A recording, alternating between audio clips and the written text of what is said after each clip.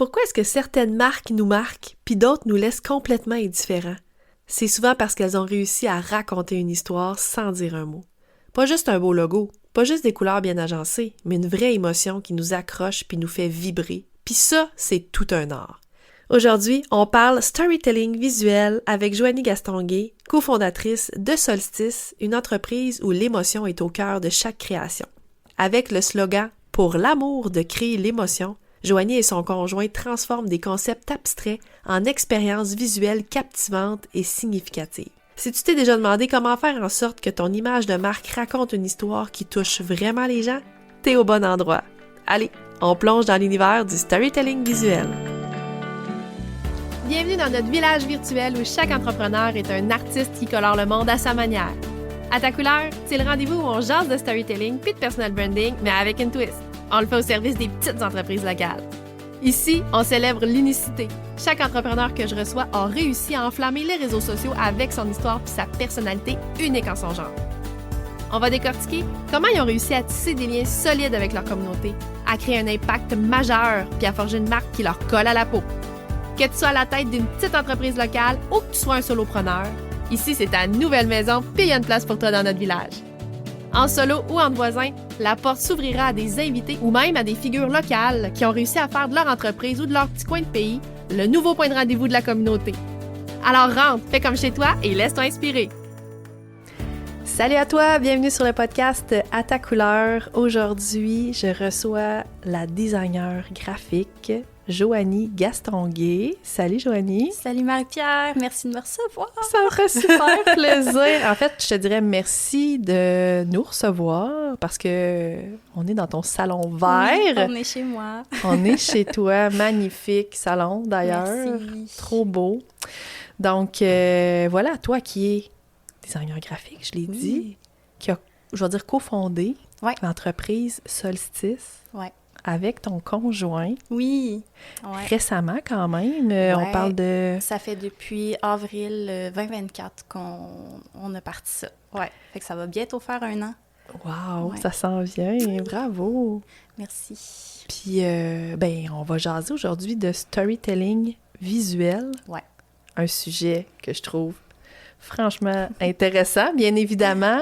On est comme, je dirais, complémentaires, toi puis moi, parce que moi, je me spécialise dans le storytelling aussi, mais je suis vraiment plus, disons, à l'aise avec les mots. C'est mon dada, alors que toi, c'est le visuel. Je trouve ça intéressant de te recevoir pour parler de ça. Mais avant de plonger dans le storytelling visuel, qu'est-ce que c'est et tout ça, j'ai envie que tu me parles de Solstice un peu.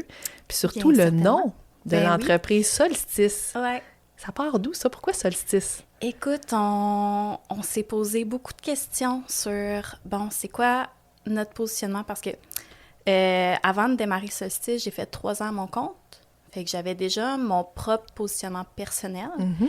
Puis là, ça a été d'inclure mon partenaire dans ce positionnement-là, puis de voir quelle entité on crée à partir de nous deux, en fait. Oui. C'est quoi les choses communes que les deux, personnellement, on voulait faire ressortir dans l'entreprise. Puis, avec ça, on a vraiment déterminé notre mission, vision, valeur, toutes ces belles choses-là. Puis, c'est là qu'on a vraiment mis la main sur nous, c'est quoi qu'on veut faire avec Solstice. Puis, je te dirais que notre mission, c'est vraiment transformer et faire rayonner les entreprises de nos clients. Puis avec ça, venait un petit peu l'aspect du soleil, venait un petit peu l'aspect aussi de cycle un peu qui commence ou qui se transforme. Puis c'est un petit peu comme ça qu'est arrivé le nom, là, Solstice. C'est comme synonyme un peu pour nous de... tu sais, les entreprises, ça vit des cycles. Il y a des cycles de croissance, des cycles de transition.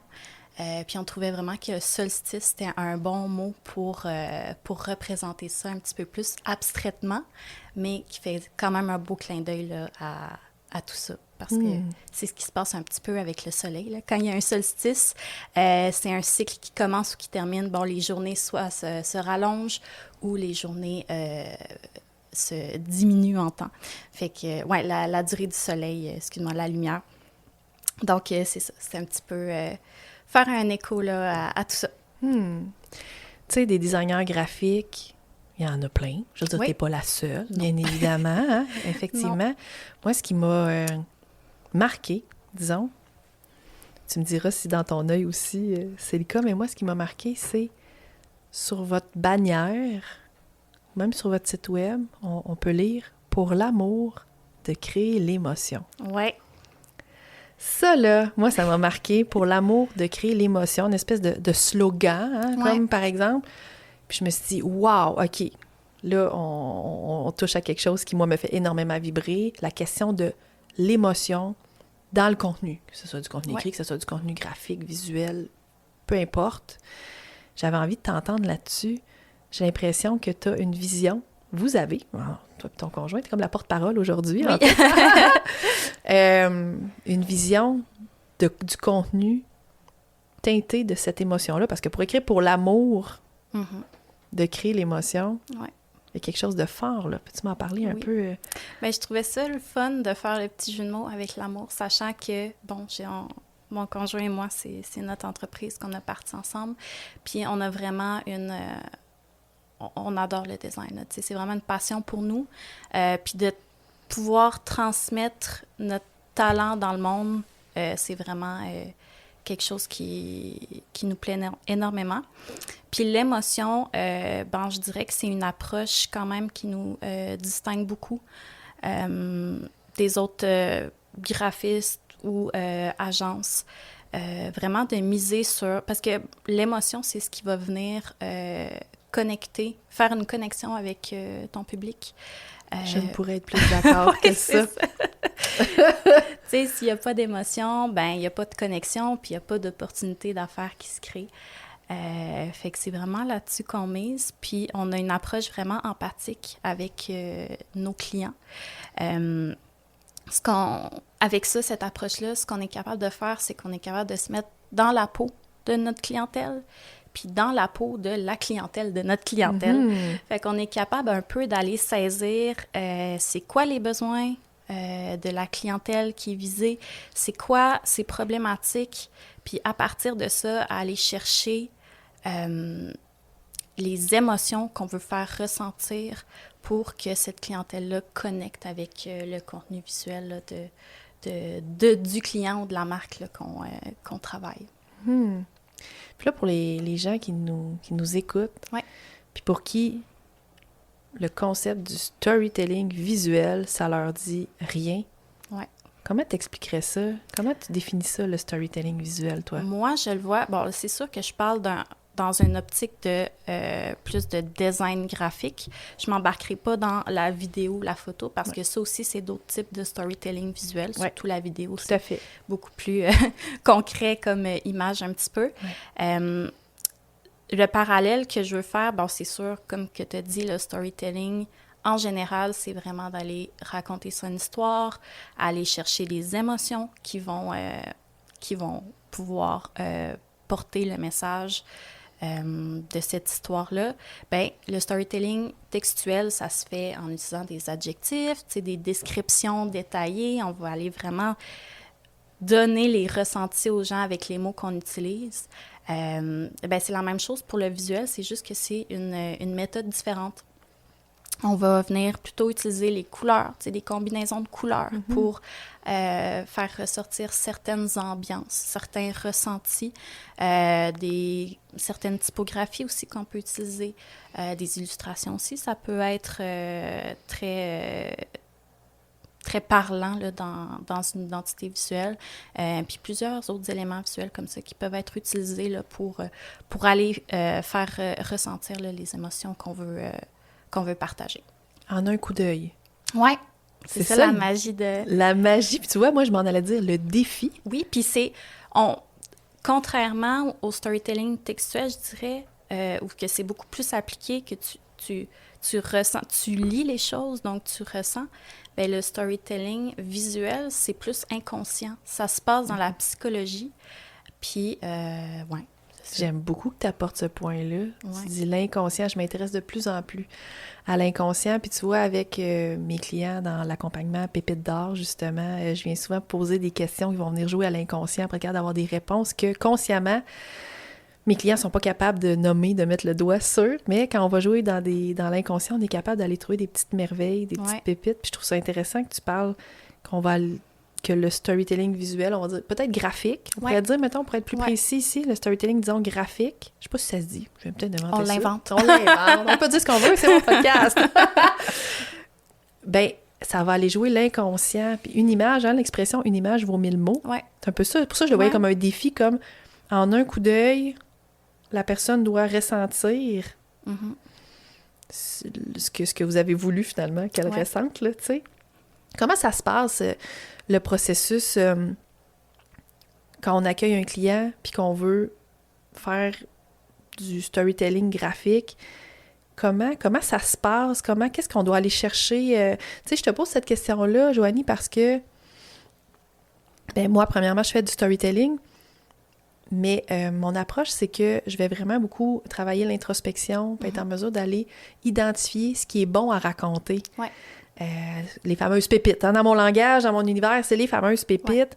Donc, faire le tri à travers qu'est-ce qu'on doit raconter, qu'est-ce qui est bon à raconter, créer un arc narratif, puis relier tout ça ensemble pour que ça fasse du sens. C'est comme un travail préalable pour être en mesure de créer, dans mon cas, un texte, dans ton cas, un visuel. Comment ça se passe de ton côté? Qu'est-ce que tu as besoin de savoir, de connaître? Quelqu'un arrive chez vous puis dit « Moi, je veux que tu me fasses du storytelling graphique. » Oui. Ben en fait, ça, c'est quelque chose, ça fait partie de notre processus intégré, surtout quand on fait de l'identité visuelle ou un site web. Ben, première étape, ça va être d'envoyer un questionnaire assez exhaustif là, aux clients, donc qui nous donne du jus, pour qu'on comprenne c'est quoi l'entreprise, c'est quoi sa mission, pourquoi elle existe, qu'est-ce qu'ils veulent changer dans le monde, toutes ces belles choses-là. Puis on leur demande même directement à eux qu'est-ce qu'ils aimeraient faire ressentir aux gens quand ils sont en contact avec leur propre entreprise visuellement. Fait que ça, c'est toutes des questions qu'on leur pose. Après ça, nous, on va tout analyser ces réponses-là, puis on va aller ressortir ce qui revient le plus souvent. Tu sais, quand des fois, là, tu te dis, mon Dieu, ça ressort souvent, j'ai comme l'impression que c'est vraiment important, tu sais, que ça se fasse sentir.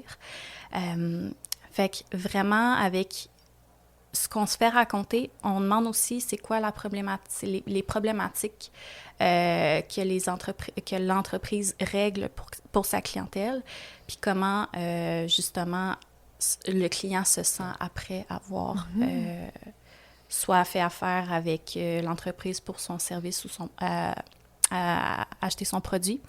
Donc ça, c'est toutes des choses qu'on va analyser sur comment le client se ressent, pas seulement en voyant le visuel, mais dans le service client aussi ou dans l'achat du produit ou l'expérience avec le service ou le produit.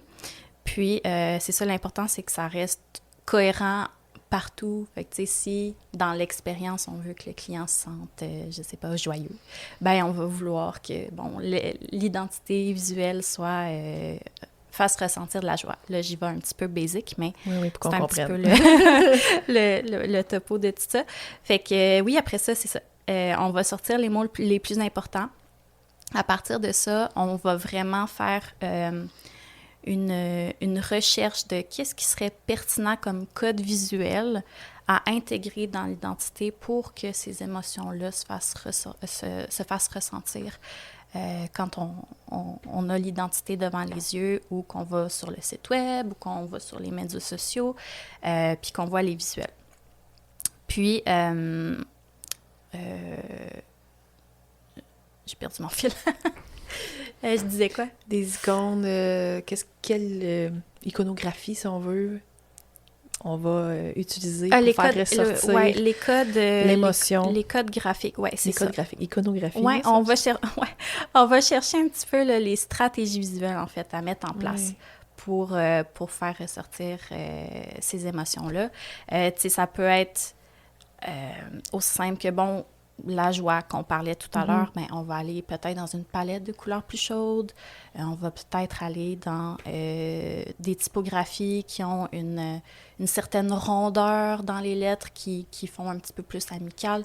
Donc, c'est toutes des choses qu'on réfléchit en amont, déjà, juste avant de créer. T'sais. Fait que ça, déjà, on se pose ces questions-là avant de aller à la planche à dessin. Puis c'est quelque chose qu'on partage aussi avec le client, là, justement, avant de commencer le travail pour que tout le monde soit sur la même longueur d'onde puis qu'ils se disent « Ah oui, c'est vraiment, vous avez mis le doigt sur, vraiment, c'est ça que je veux faire, que je veux transmettre. » Il y a l'étape de validation avec le client, Exact. c'est ça que j'entends. Ouais.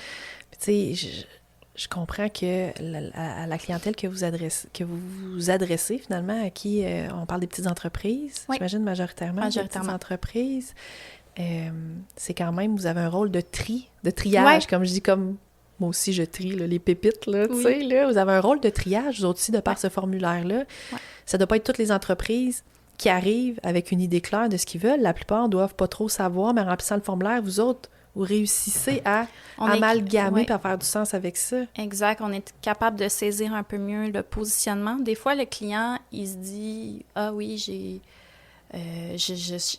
oui, OK, je sais à peu près, tu sais, mon positionnement, on ne s'est pas défini, mais avec les réponses qu'on est capable d'extirper, nous, on se fait vraiment un bon portrait de, bon, c'est quoi qu'il veut vraiment transmettre en réalité. » Fait que t'as pas besoin d'avoir un positionnement méga assumé, clair, un logo, à ça, on va associer le design graphique à le fameux logo qu'on doit avoir pour vouloir se faire pouvoir exploiter le storytelling graphique dans son entreprise parce que vous avez ce rôle-là aussi à Solstice d'accompagnement, d'identification, puis de mettre le doigt. Donc, vous vous aidez à clarifier, j'imagine, l'abstrait à quelque chose de plus concret. Exact. Tu sais, moi, je dis souvent que j'aime transformer des concepts abstraits en expériences visuelles. Puis c'est vraiment ça qu'on essaie de faire. Puis je pense qu'on est bon aussi pour faire ça. Puis c'est un peu aussi de créer, tu sais, le storytelling visuel. Je pense que, surtout en identité visuelle, c'est de créer un univers.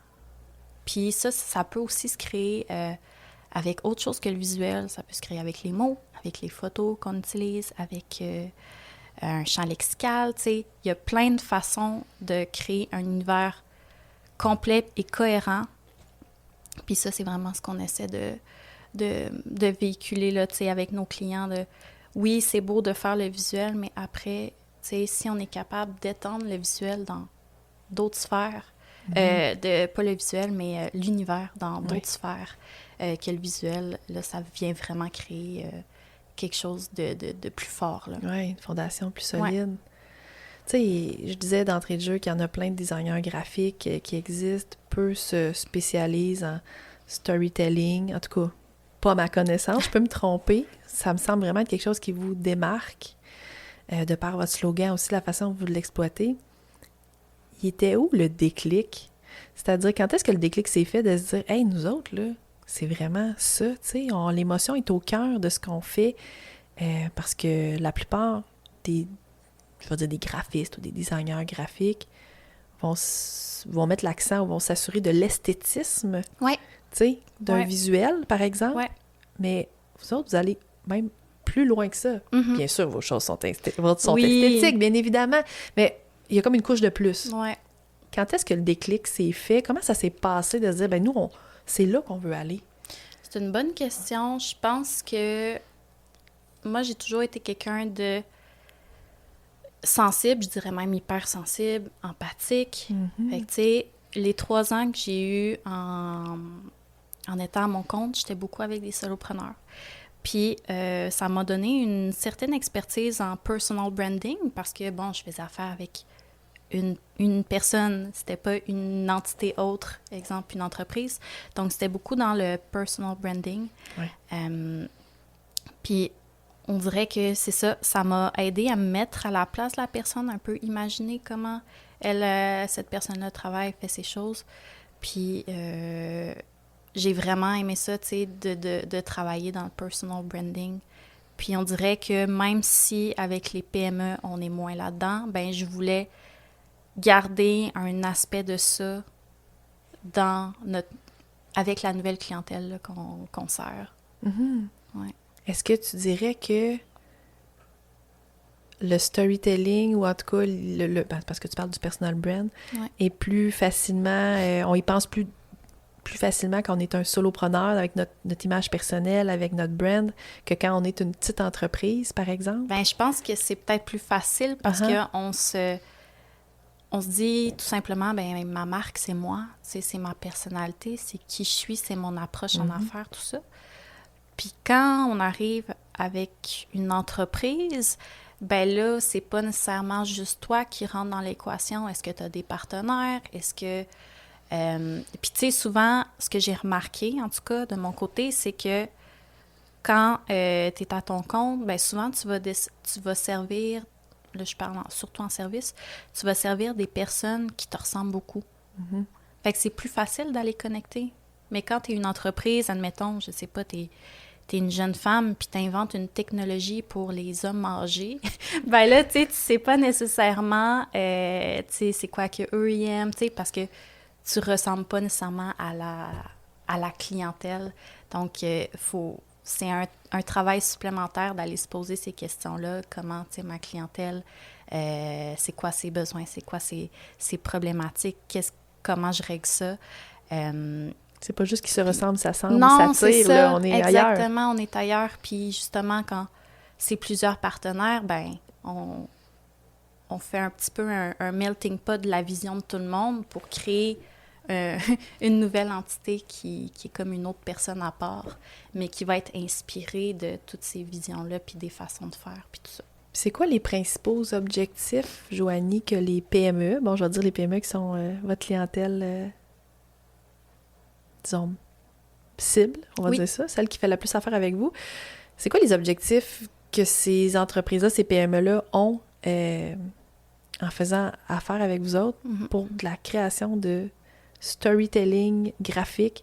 Ça doit être rare, les entreprises qui arrivent qui disent « Moi, je veux que tu crées mon storytelling graphique. » Non, hein? C'est vous autres qui arrivez puis qui arrivez avec votre vision. Tu sais, je pense que les clients savent même pas que ce terme-là existe. Nous, on le fait d'emblée dans nos processus, mais ils réalisent pas, mettons, que c'est ce qu'on utilise. Donc, ils viennent pas avec cette intention-là, cet objectif-là. Non, c'est ça. La belle surprise. Oui, ben je pense que, tu sais, quand ils voient que tout se tient, ben ça vient de ça, en fait.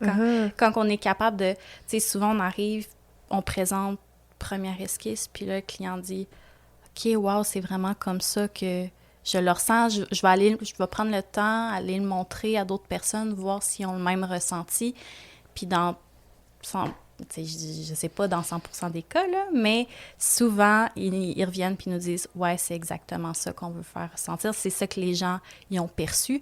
Parce que, tu sais, l'image de marque, c'est bien beau de vouloir en créer une puis dire « Oui, c'est ça. » Mais c'est pas ça qui définit ton image de marque. Ce qui définit ton image de marque, c'est comment ta clientèle te perçoit. Fait que l'image de marque, c'est la perception, dans le fond, du public. Puis la perception, ben c'est une sensation, c'est un ressenti, fait que ça rapporte encore aux émotions. Fait que je trouve ça intéressant de se dire que l'image de marque, en soi, c'est des émotions. Puis c'est ça qu'on veut vraiment travailler, c'est ça, c'est le ressenti. Très abstrait. Quand tu dis mettre du concret comme sur de l'abstrait, c'est tout un art, tout un travail d'identification, de mettre, non pas des mots, mais une image sur ce ressenti-là, c'est quand même... en tout cas, c'est tout un défi. C'est tout un défi. Autant moi, ça vient naturel avec les mots. Toi, ça vient naturel, bien sûr, avec le design graphique. Hein? Puis, qu'est-ce que ça prend, justement? Qu'est-ce que ça prend pour être un bon designer graphique qui est capable de capter tout ça? Tantôt, tu as parlé d'empathie quand même. Je pense que là, ça, c'est quand même important. Mais l'empathie, un gros morceau. Je pense aussi, tu sais, de s'éduquer un petit peu sur la psychologie, admettons, des couleurs, la psychologie des typographies, parce qu'il y a certains codes comme ça qui sont très importants à connaître pour aller chercher les bons ressentis. Tu sais, si je prends un exemple... le jaune. Le jaune, Ah, pourquoi pas? ouais. Bon, qu'est-ce qu'on dit de jaune? Jaune, tout de suite, on pense au soleil. Voilà. Puis, regarde, ouais, solstice. Soleil, tout est dans tout. Ouais, J'adore. Mais tu sais, déjà, on ressent de la joie, on ressent de la chaleur, de la légèreté. Tu sais, c'est une couleur, tu sais, qui est très énergique aussi. Oui.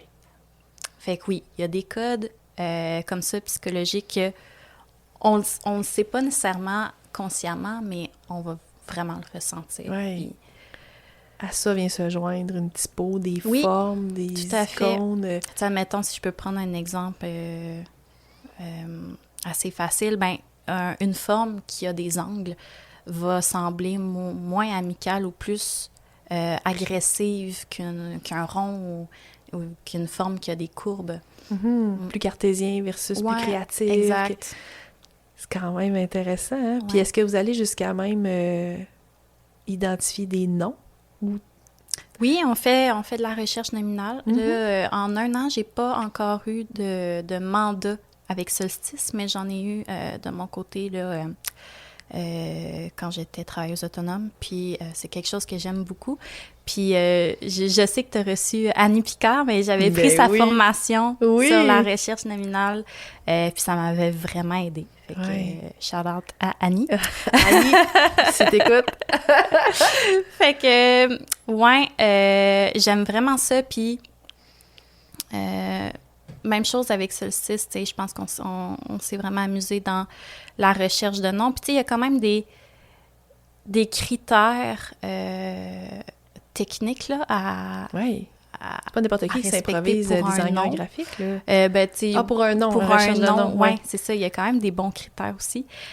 Puis, même chose en design, tu sais, il y a toutes les règles de la composition, puis de qu'est-ce qui fait en sorte qu'un design est esthétique, qui est équilibré, harmonieux. Parce que souvent, on dit qu'un bon design, c'est un design qui se remarque pas. Ah oui? Parce que ça accroche pas l'œil. Tu sais, c'est juste fluide, Ça coule ça transmet l'information que ça a à transmettre sans la bloquer. Admettons, si tu vois un poster, puis je sais pas, il y a une lettre qui est en gras, puis les autres sont pas en gras, là, tu vas faire « Hein, pourquoi cette lettre-là? Hein? » Ça va t'accrocher, ça va te fatiguer. Exactement, ouais. Ah ouais, c'est intéressant, Ouais. ça. Wow. Puis pour Solstice, quel choix vous avez fait? J'ai envie de comme te prendre en Oui, étude de cas. Là, ouais. tu sais, bon, là, tu as expliqué Solstice, qu'est-ce que ça signifiait, tout ça. Mais en termes de choix de couleurs, de forme de typo, là, je vois que tu as mis ton beau veston, je dirais couleur Bourgogne. Ouais. C'est ça vraiment le nom de la couleur? Bref, je pense que oui. Bourgogne, ouais, Puis c'est pas mal dans vos teintes, là, Ouais. d'ailleurs, de Solstice. Ouais. Mettons que c'est notre couleur principale. Ouais. Puis pourquoi avoir choisi cette couleur-là? Qu'est-ce qui résonne? Mettons qu'on veut se donner un exemple concret là, pour s'imager. Là. Oui, ben dans les choix de couleurs, on a actuellement dans notre palette, parce que je le dis souvent, mais une identité visuelle ou une image de marque, c'est évolutif. Ça, c'est notre première version de notre image. Ça. Puis je suis sûre que ça va évoluer dans le temps, mais justement, pour la première version, on a voulu faire un petit peu une transition entre moi qui étais travailleuse autonome et la création de l'entreprise. C'est pourquoi on a gardé une espèce de... J'avais un lilas dans mon identité visuelle avant, puis on l'a gardé dans la palette de couleurs de Solstice. Puis à voir si la palette va évoluer un jour, là. Mais ça, c'était un petit clin d'œil, en fait, sur la transition de mon parcours, là. Puis, pour le Bourgogne, on s'est dit, c'est une couleur qui a une certaine chaleur, même si elle est sobre. Puis, on est dans les rouges, on est un petit peu dans l'amour, tu sais, encore là, une fois, la passion, mais en gardant une teinte un petit peu plus sobre pour, tu sais, on n'est pas dans la passion ardente, là, tu sais, on n'est pas dans le rouge vif ou dans le... Fait que oui, il y a un petit peu ce côté-là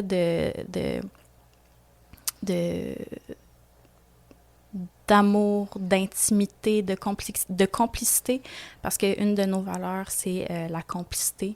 Tu sais, on est 2 partenaires, on travaille toujours ensemble. Nos clients aussi, on veut avoir une très, très bonne proximité, complicité avec eux, parce que souvent, bon, c'est ça, c'est des petites entreprises. Il aime mieux faire affaire avec 2 personnes qu'une agence de 20 personnes où, tu sais, que tu connais pas tout le monde ou tu sais pas à qui tu parles. Fait qu'il y a cet aspect-là de complicité aussi. Puis on a un orangé qui vient rajouter de la chaleur là, un petit peu dans notre palette. Éclaircir. Éclaircir, ouais, qui est aussi un petit peu... Tu sais, l'orange, c'est une couleur très de créativité, de chaleur, d'énergie. Puis on l'utilise à petite dose. Puis pour faire un petit peu un parallèle avec l'univers, tu sais, du solstice, puis du soleil, puis de la transformation, souvent on vient utiliser cette couleur-là en coin visuel avec un petit dégradé, comme si c'était une couleur qui s'en venait tranquillement vers le centre, qui est un petit peu notre soleil à nous, puis qui représente aussi la transformation, puis l'arrivée d'une nouvelle opportunité, là, si on veut. Très bien dit. Donc, il n'y a pas rien du hasard, là. Non, non, c'est pensé. Tout est pensé, réfléchi, bien sûr, effectivement. Ouais. Puis tu dis ça, puis ça me fait penser à la voisine. Hein. Ouais. Moi, je me suis positionnée rapidement avec un jaune assez éclatant. J'aime dire le jaune serein, là, tu sais, là, très, très fou, qui est très à l'image de la voisine. La voisine, c'est moi, je l'habite, puis elle m'habite. On ne forme qu'une seule et même entité. Puis quand tu dis que c'est évolutif, j'aime ça que tu dises ça parce que au départ, j'avais une seule couleur. C'était une seule, imagine, tu sais. Il n'y avait pas de nuance, hein? C'était très jaune. Puis j'ai adopté tranquillement le brun. Oh oui! Le brun chaud, le foncé, mocha fudge, là, tu sais, là.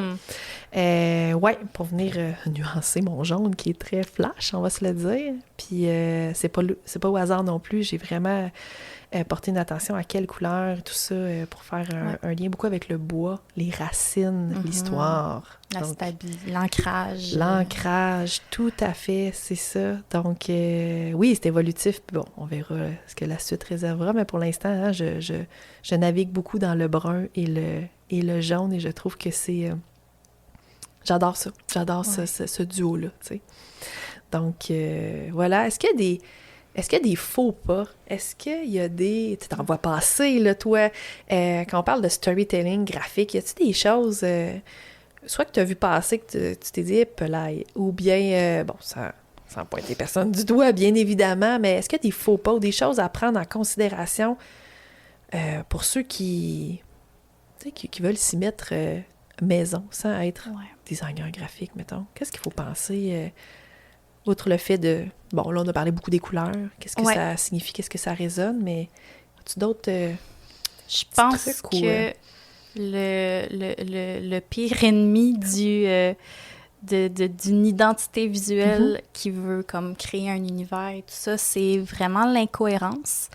Quand t'es pas constant dans la création puis là, je parle pas de fréquence de publication ou quelque chose, mais constant dans la qualité du visuel que tu produis. Est-ce que tu utilises tout le temps des couleurs différentes? Est-ce que tu utilises tout le temps des typographies différentes? Ça va vraiment pas aider ton identité, en fait, à se remarquer, à se mémorer. Tu ne seras pas remarquable ni mémorable. Exactement. Tu ne seras pas jamais dans un fil d'actualité, c'est qui, là? Non, c'est ça, exact. Puis, où je m'en allais avec ça? Je sais plus. Ça, c'est un des faux pas. Oui. Je te dis, c'est ça. Ça, c'est un des faux pas que tu remarques, toi, souvent, cette incohérence visuelle-là. Là, puis là, je vois tout à coup, quand tu dis ça, je vois comme un feed Instagram, là, complètement éclectique, là, tu sais, où est-ce qu'on fait comme, Oui, puis tu sais, ça, c'est que c'est un petit peu all over the place, donc il n'y a pas vraiment d'émotions qui... Tu sais, les émotions sont confuses. On sait pas... On est toutes mélangées. Là. Exact. On est mêlés. Une pizza d'émotions, là. Tu sais, t'as de la tristesse, de la joie, de l'excitation, bref. Donc, une clarté, ça prend une espèce de clarté visuelle. Ça prend une ligne directrice. Puis, j'imagine... Tu sais, moi, c'est souvent le conseil que je donne en storytelling quand on débute, tu sais, c'est de se concentrer sur une ou deux émotions, tu sais, éviter d'en avoir 72 à vouloir mettre de l'avant, parce que là, ça se complexifie, justement, puis c'est plus difficile à communiquer, tu sais. Est-ce que c'est la même chose en termes de visuel graphique, tu sais? On essaie de pas trop... Évidemment, parce que on peut pas mettre tout dans une image. Tu sais, oui, une image vaut vaut 1000 1000 mots, mais quand mais il même. vaut pas 1000 émotions. Parce que ça serait un petit peu overwhelming. Oui. Mais oui, donc, tu sais, oui, il faut se concentrer sur certains aspects, c'est sûr. Moi, souvent, je me limite à 3-4 émotions qu'on veut faire ressentir. Parce que sinon, bon... Puis souvent, il faut qu'il aille dans le même sens. On ne peut pas aller trop... Ben oui, il y a moyen de faire des choses intéressantes dans les paradoxes, mais la plupart du temps, ça va quand même dans le même sens, là, ces différentes émotions-là. Mm-hmm. Fait que les personnes là, qui performent le mieux là, en termes de bien faire ressentir une émotion puis être capable de l'imager, c'est des personnes qui sont empathiques, qui ont peut-être aussi une sensibilité au niveau de l'inconscient, Ouais. de la facilité de mettre l'abstrait en mots, parce qu'il faut quand même nommer avant. Oui. Tu sais, il faut nommer Tout à avant fait. d'arriver à... Il y a comme des étapes, là, on débute pas par Le du visuel graphique. Non, exact. C'est ça, les étapes qui viennent avant sont importantes, d'où le formulaire, comme tu disais. Il y en a-tu qui arrivent puis qui sont déjà... comment je pourrais dire? Qui savent déjà tout ça d'eux-mêmes? Ça doit pas, hein? Vous avez quand même un beau travail de casse-tête à faire. Ben, tu sais, il y en a qui font le travail, puis tant mieux, c'est le fun dans ce temps-là. Mais je pense qu'on est capable encore d'aller chercher une petite coche de plus pour vraiment valider, tu sais, c'est « OK, oui, c'est vraiment ça », ou tu sais « Ah, ça, je l'avais pas vu de même, mais oui, c'est intéressant ». Fait que oui, on va quand même tout le temps chercher des informations supplémentaires. Avec la grande montée en puissance de l'intelligence artificielle, hein? Je sais pas si tu t'attendais à ce qu'on parle de ça, mais quand même. Oui. Oui, on peut pas passer à côté. Hein? Comment tu vois le futur du storytelling graphique? Est-ce que tu penses que l'intelligence artificielle pourrait soit nous aider ou nous nuire? Ben, tu sais, moi, Comment tu vois ça? Je vois l'intelligence artificielle en ce moment comme un outil. Je sais par contre que c'est très polarisant dans le domaine du design graphique parce que ça met en péril énormément d'emplois, surtout les emplois qui sont plus techniques, qui demandent moins de création en tant que tels. C'est surtout ces emplois-là qui sont à risque. Par contre, moi, je le vois comme un outil qui peut me faire gagner du temps. Souvent, quand j'analyse mes questionnaires, puis j'ai déjà mes idées, mes directions visuelles, je demande, est-ce que tu as d'autres idées supplémentaires qui pourraient peaufiner, puis tout ça, puis j'échange des idées un petit peu comme ça. Je pense que, dans mon domaine, ceux qui vont, gagner au change, ça va être vraiment ceux qui utilisent la stratégie, puis la stratégie dans les visuels puis dans leur création. Fait que moi, je pense que c'est vraiment les designers qui vont être capables d'utiliser justement l'émotion, cette touche humaine-là, cette connexion-là, qui vont réussir à perdurer dans le temps. Tu sais, je me rappelle avoir lu... je pense que c'est sur LinkedIn que j'ai lu ça, mais j'ai trouvé ça franchement intéressant parce que ça faisait référence au fameux Why, le Why qui est une des pépites que j'adore, que j'ai d'ailleurs jasé beaucoup dans la saison 1 avec... il y a un épisode complet sur le Why avec Marie-Ève Drolet. Donc, si jamais t'as pas écouté ça, tu peux aller peser sur pause, aller écouter l'épisode sur le Why. Mais bref, tu disais que tu voulais rendre le monde plus beau, plus esthétique, dans le fond, le monde meilleur et plus heureux. Ouais.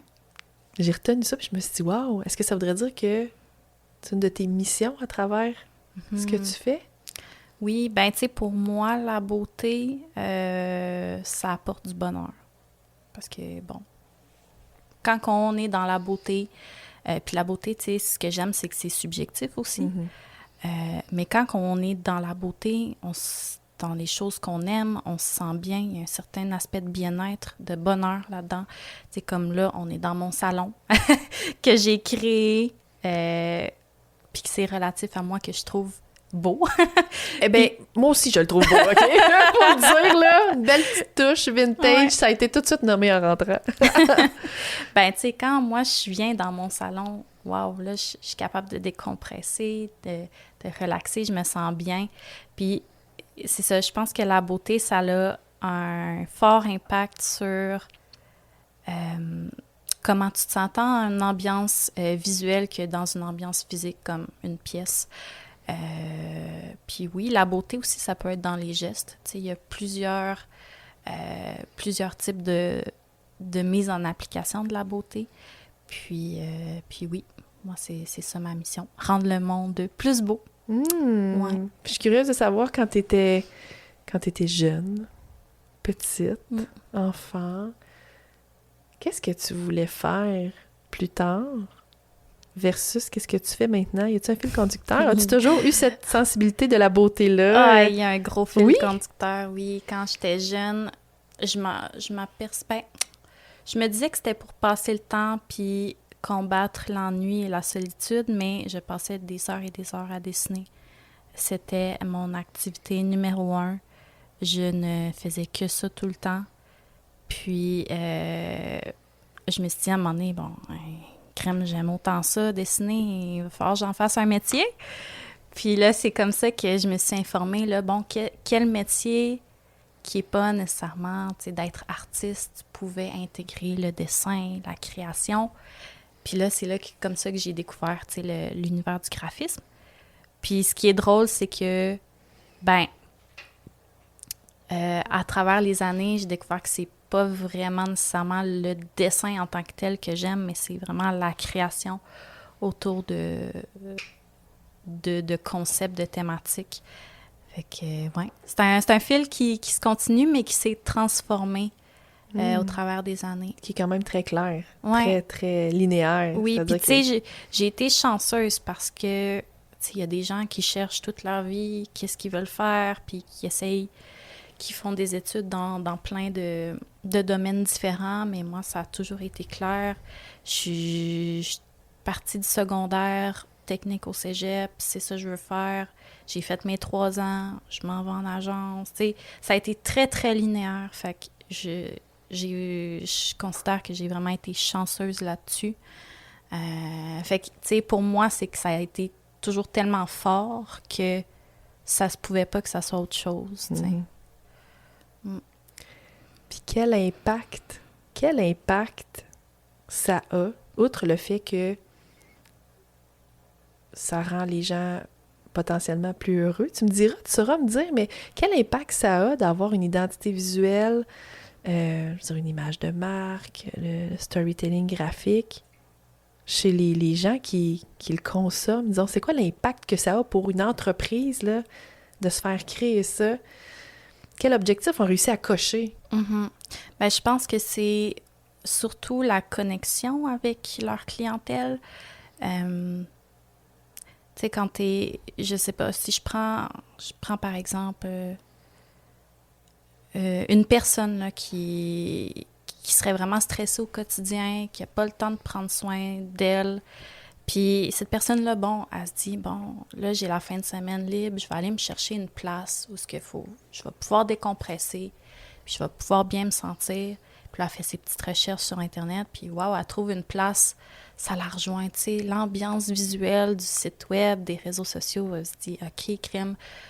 Déjà là, juste en consultant ces outils visuels-là, je ressens une vibe, je m'attends à ce que là-bas, j'ai la même vibe, que je me sente aussi bien.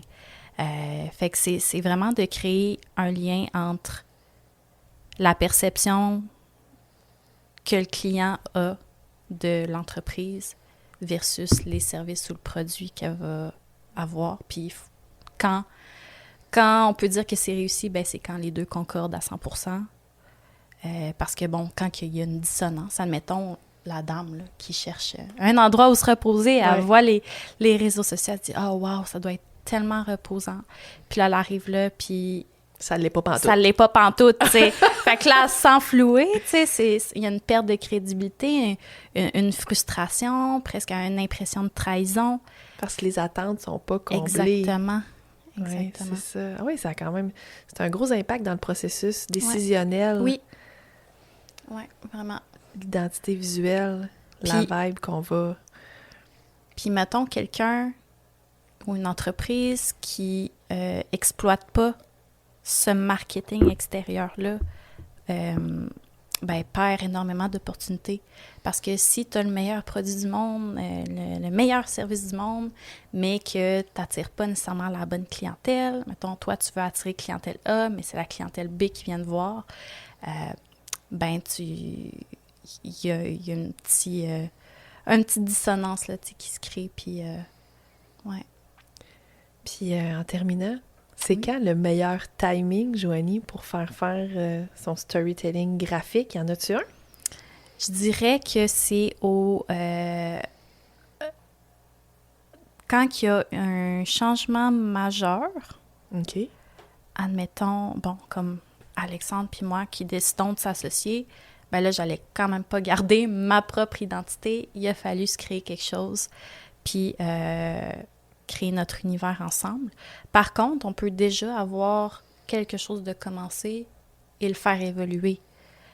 Je pense que c'est important de toujours se remettre en question sur notre positionnement, sur nos visuels quand on traverse un nouveau cycle dans notre business. Si on se dit, bon, à partir de maintenant, je change de clientèle visée, ben là, c'est sûr qu'il faut se poser des questions. Est-ce que notre visuel concorde encore avec les besoins de cette nouvelle clientèle-là, avec ce qu'on veut faire ressentir?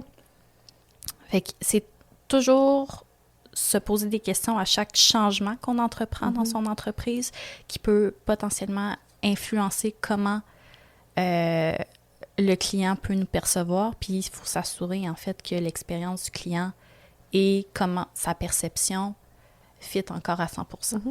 Puis quel plus grand changement que tu as lancé en affaires? Exactement. Tout est affaire, positionnement. C'est un travail de positionnement que vous faites. Tout à fait. On est dans le positionnement ici, là. Ouais. Wow! Merci, Joanie. Ça fait plaisir. Merci beaucoup. Merci à toi. Donc, les gens qui veulent en savoir plus sur Solstice, où est-ce qu'on vous retrouve principalement? Sur notre site web, solsticedesign.ca. Sinon, on est sur Instagram, LinkedIn. Fait que ça ressemble pas mal à ça. Donc, à toi qui nous écoutes, merci d'avoir été à l'écoute. Tu peux retrouver Joanie sur le site web et sur les médias sociaux. Et puis, je te donne rendez-vous dans 2 semaines avec la journaliste, chroniqueuse et autrice Mylène Moisan, donc journaliste du Soleil. Donc voilà, sois à l'écoute. J'espère que tu seras des nôtres. Salut! J'espère que tu repars avec de nouvelles idées pour colorer ta propre histoire et pour connecter avec ta communauté. Continue à te démarquer, à créer des liens en apportant ta touche perso. Puis d'ici là, si tu apprécies notre moment ensemble aujourd'hui, ça serait génial si tu pouvais laisser un avis sur le podcast. C'est comme un petit signe de la main quand on se croise dans notre village virtuel. Ça me réchauffe le cœur puis ça me donne une meilleure idée de ce qui t'intéresse vraiment. N'hésite pas non plus à partager cet épisode-là avec tes amis ou sur les réseaux sociaux. Puis si tu veux continuer la discussion, utilise le tag La Voisine Pro sur Instagram. Ça va me faire vraiment plaisir d'échanger avec toi. On se retrouve très bientôt pour une nouvelle discussion entre voisins.